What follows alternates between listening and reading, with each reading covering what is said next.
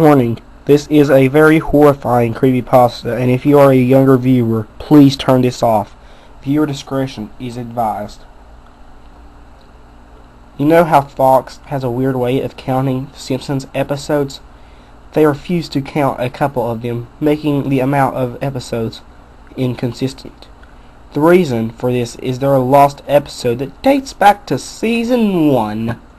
Finding details about this missing episode is difficult, but no one who has working on the show likes to talk about it. From what has been pieced together, the lost episode is written by entirely by the creator, Matt Groening. During the production of the first season, Matt started to act strangely as he was very quiet and seemed nervous and morbid. Mentioning this to anyone who was present results in getting them very angry and forbidding you to ever mention it to Matt. First heard of it in an event where David Silverman was speaking. Someone in the crowd asked him about the episode, and Silverman simply left the stage, ending the presentations early. The episode production was episode number 7G06. The title was Dead Bart.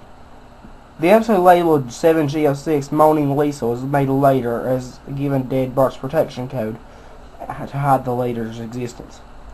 In addition to getting angry, asking anyone who will cause him to do anything to stop you from directly communicating with Matt Groening as a fan event, I managed to follow him later after he spoke to the crowd. Eventually had a chance to talk to him alone as he was leaving the building. He didn't seem upset that I followed him. Probably just a typical encounter with an obsessive fan. When I mentioned the last episode, though, all the color drained from his face, and he started trembling. When I asked him if he could give me any details at all, he sounded like he was on the verge of tears. He grabbed a piece of paper and wrote something on it and handed it to me, and he begged me to never mention this episode again. The piece of paper had a website address on it. I'd rather not say what it was, for reasons you'll see in a second. I entered it into my browser, and the site was completely black, except for a yellow line of text, a download link. I clicked on it, and the file started downloading. Once the file was downloaded, my computer went crazy. It was the worst virus I've ever seen. The system restored didn't work. My entire computer had to be rebooted.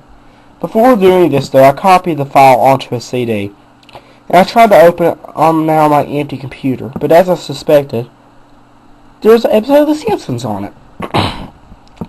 The episode started off like any other episode, but had very poor quality animation. If you'd seen the original animation for Some Enchanted Evening, it was similar, but less stable. The first act was fairly normal, but the characters acted a little off.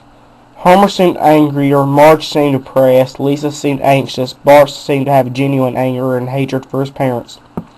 The episode started as the Simpsons were going on a plane trip near the end of the first act.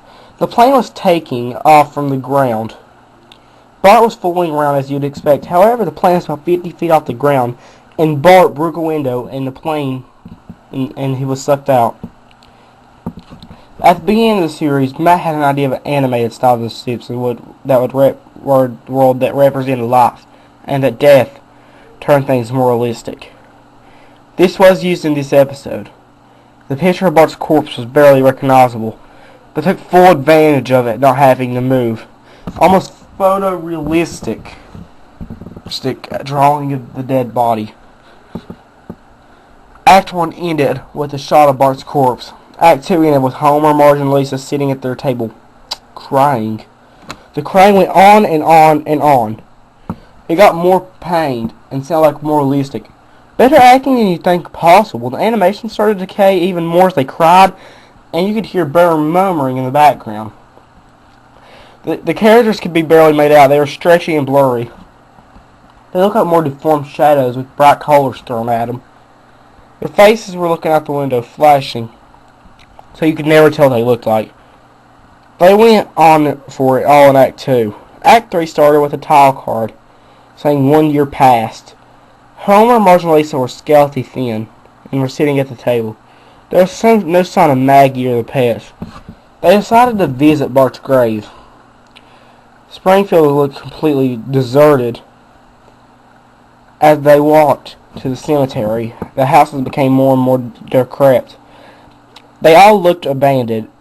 When they got to the grave, Bart's body was laying in front of a tombstone, looking like it did in the end of Act 1.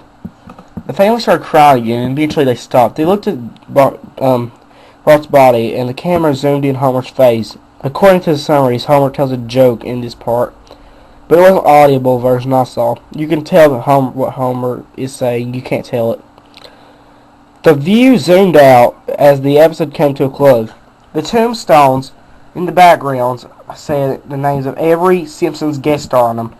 Some that no one even heard of in 1989. Some that haven't even been on the show yet, with all their death dates on them. So the guests who died, Michael Jackson and George Harrison, the dates were when they would die. The credits were completely silent, and they seemed handwritten. The final image was over the Simpsons family on their couch, like an intros, but drawn in a hyper-realistic, lifeless style of Bart's corpse. A thought occurred on me after seeing the episode for the first time.